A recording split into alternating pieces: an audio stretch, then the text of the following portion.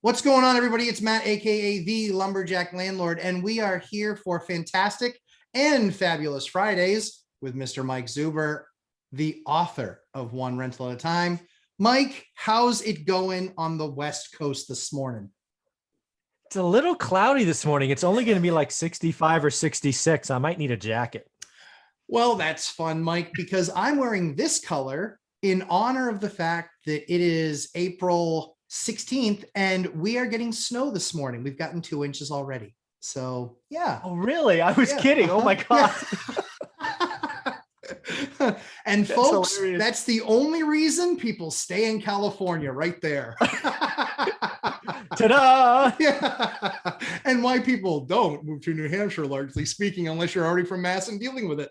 So yeah, that's just kind of life. But yeah, it's crazy. Really, I literally looked up snow. Yeah, I looked out the window. I was walking my daughter across our living room, and she goes, "Snow, snow," and I was like, "Uh huh." And I look, and I was like, "Oh crap, it is snow! You got to be kidding me!" She's not kidding. I was like, "You're gonna go to timeout. We're not going to talk like that." Yeah. That's a dirty word. Yeah, mid-April. What are you kidding me? Getting plow guys out here in mid-April? Yeah, right. That's going to happen. And I'm going to be ought to be getting texts. Is there any reason why we haven't been plowed? Yeah, it's April 16th. That's the reason. Like everybody took their plows off their truck.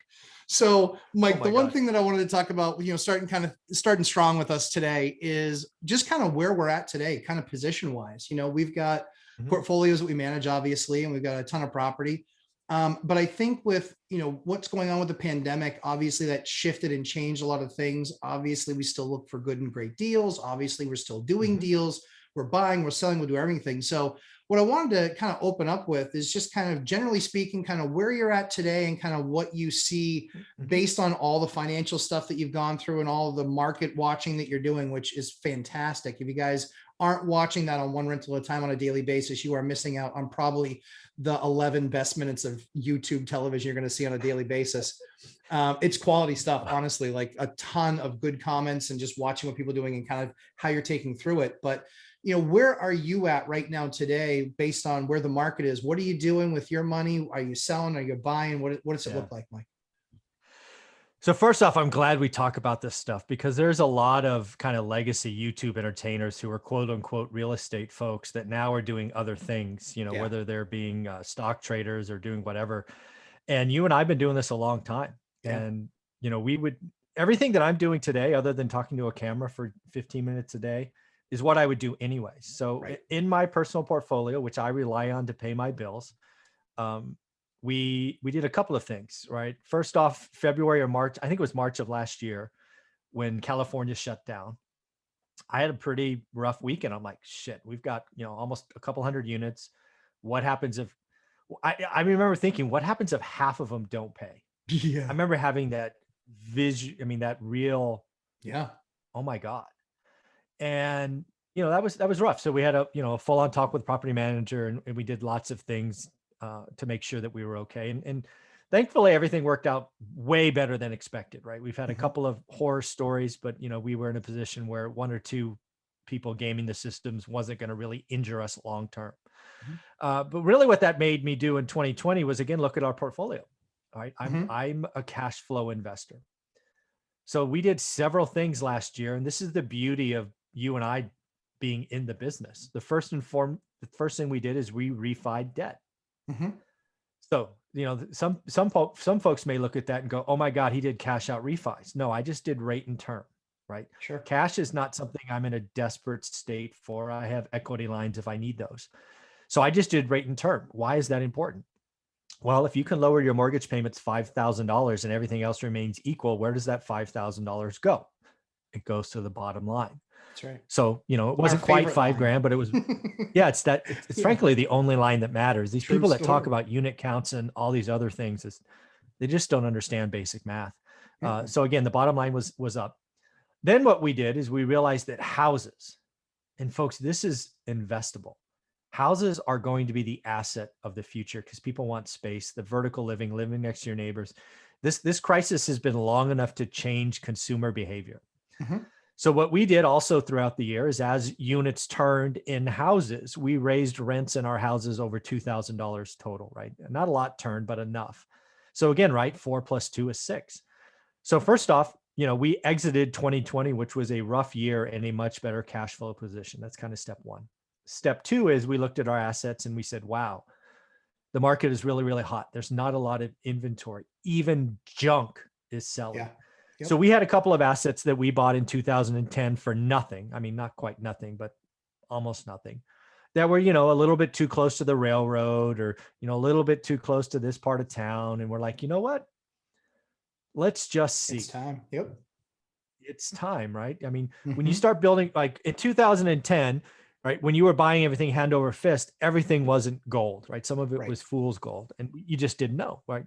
So we sold a couple of pieces and raised our cash position. So, and we did not 1031. We just raised our cash position.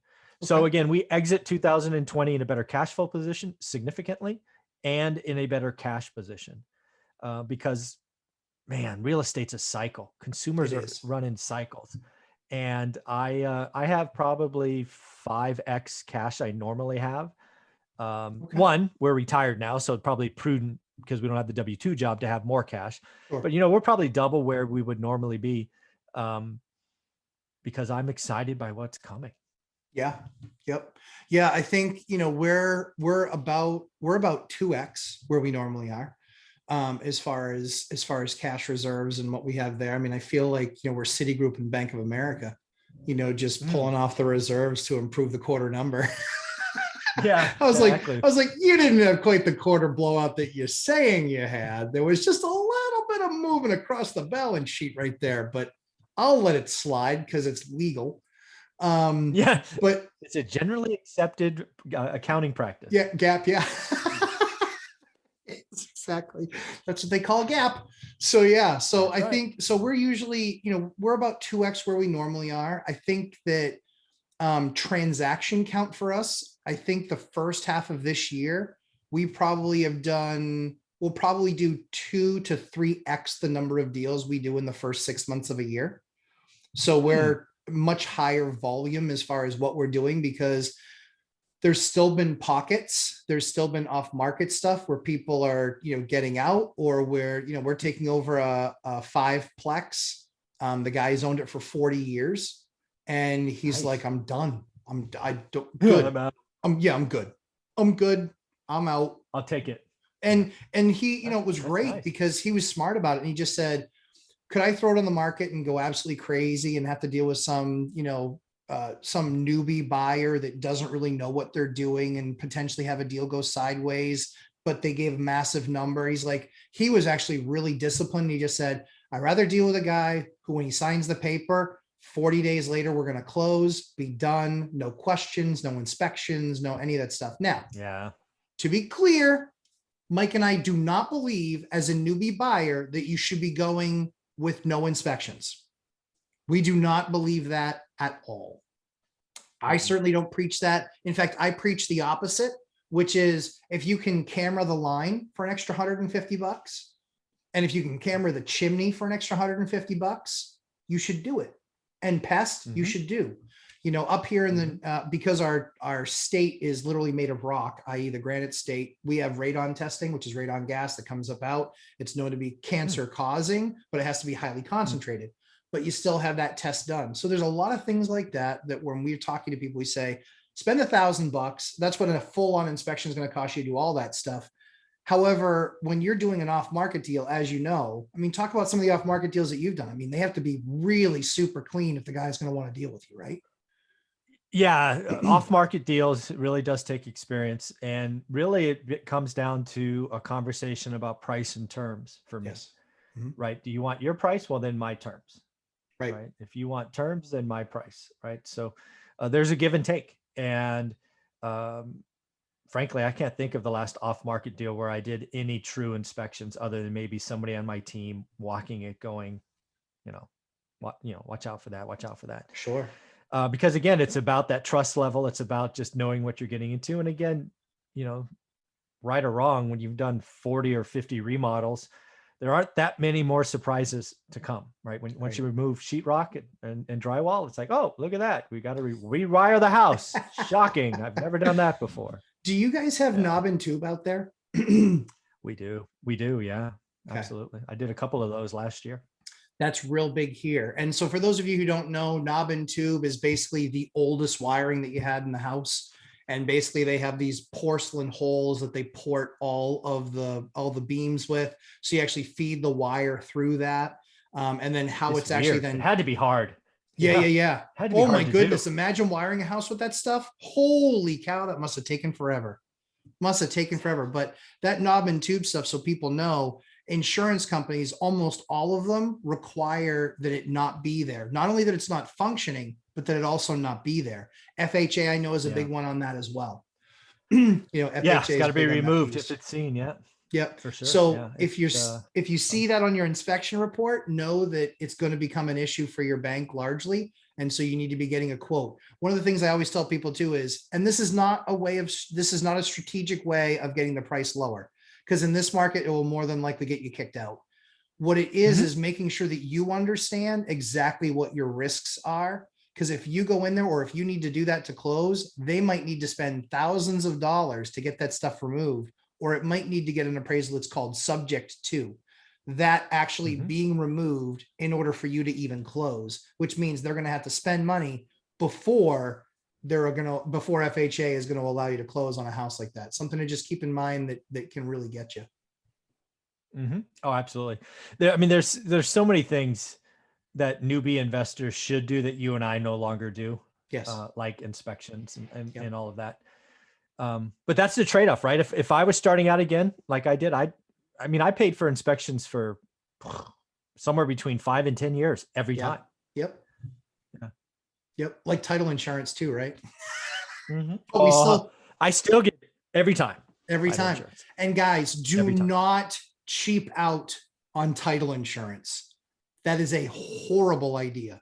It's like, I'm not sure what it is in California, but in New Hampshire, it's usually between $700 and $800 on a transaction. Yeah, about that. And that title insurance, what that's actually had a claim. I had a claim. Please. Yeah. It might have been 5 years ago or 3 years ago, something that they just missed tens of thousands of dollars when I was looking to resell something. That's right. And we just honestly and and to be clear, somebody else. To be clear, title insurance is every house has a title with it. And in order for you to pass title, which is you transferring it or selling it to somebody else where they then get to take the title, that title insurance is critical, because if they find that something was incorrectly done during the transfer of the title from your seller to you, guess what? You can't sell that house until that issue is cleaned up. And if you don't have title insurance, you have to pay for every penny it takes to remedy that. And like Mike said, it can be tens of thousands of dollars in lawyer fees.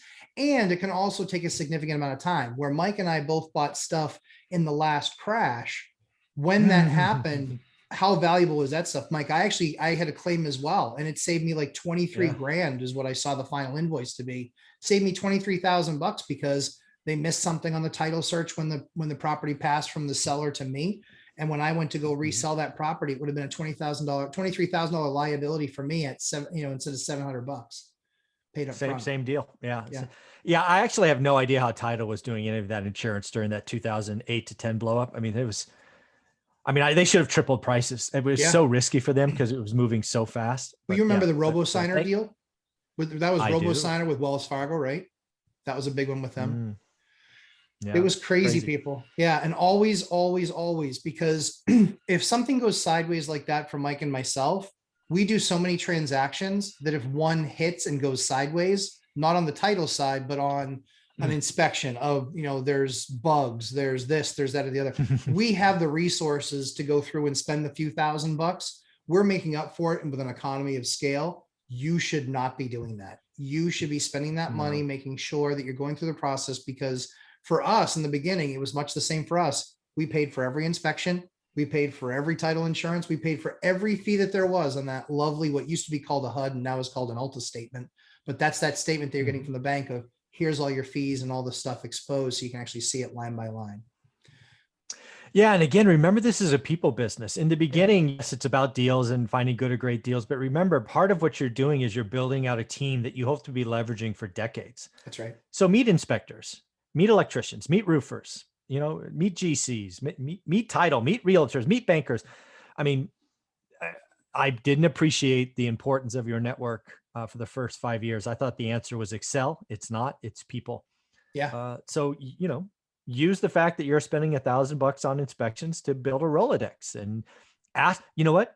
Ask them for other real estate investors in the area. It's shocking how many times people don't take the opportunity to ask an inspector that question. That's right. That's right. That's a great question. Inspectors look at houses all the day. Who else invests in this neighborhood? Could you introduce me? Yeah. Every time I've asked that question, they're like, wow, nobody has ever asked me that. Like, well, who you got? Yeah, I want to meet some people. You know what, Mike? And that's a great thing too. One of the things when looking for that inspection company, do yourself a favor. And if you can find somebody that was retired from construction, i.e. they did construction for 10, 15, 20 years, and now they are an inspector, that's a better inspector. All due respect to the other inspectors out there. It's a better inspector than the guys who go to a 1 week or a 2 week course or get recertified once a year. Get that construction inspector. I can tell you, I've had guys where I've walked in and I've seen issues and he goes, you know, it looks like a major issue, but I looked in the basement. It's probably like a $2,000 or $3,000 fix. It's not a $20,000 fix. That guy wouldn't have known that had he not fixed that 10 times before. And that you can only get with the guys that are ex-construction, not just, you know, trained inspectors. Mike, any other thoughts on this one? No, again, I love the fact that you and I do what we do. We're not going over whatever it is to get clicks, you know, trading or stimulus or whatever it is. We're real estate guys. Just do what we do, right? Talk about it. So it's awesome. Thank you for this. Absolutely. No, thanks, Mike. Appreciate it. Guys, again, Mike, where can we find you? Do me a favor, look one rental at a time. There's a book, YouTube, Instagram. Have some fun with it. Yeah. If you don't have the book already or you haven't listened to it on Audible, just make it happen. It's worth the, I think it took, I sped it up a little bit, but I probably spent 3.5 hours listening to it, I think. And it took me a lot longer to read, but that's just because I'm a 9th grade dropout. So thanks, Mike. We'll see you in the next one. You got it.